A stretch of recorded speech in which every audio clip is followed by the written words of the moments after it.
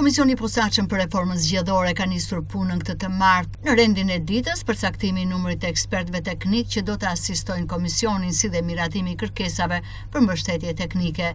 Komisioni është ngritur me votat e përbashkëta të Partisë Socialiste dhe Partisë Demokratike në parlament dhe përfshin përfaqësues nga të gjitha partitë. Përbërja e tij është 7 antar, ka Partia Socialiste, 5 Partia Demokratike, 1 Partia Social-Demokrate, 1 Partia Republikane, 1 Partia e Lirisë dhe 1 Partia Mundësia.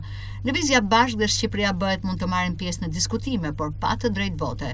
Komisioni do të bashkëdrejtohet nga Damian Gjiknuri dhe Oert Byllykbashi.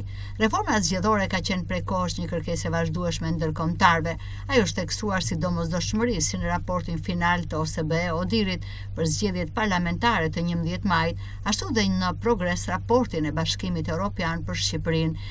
Edhe ambasadori i BE Silvio Gonzato e ka konsideruar reformën një hap kyç drejt procesit të integrimit evropian.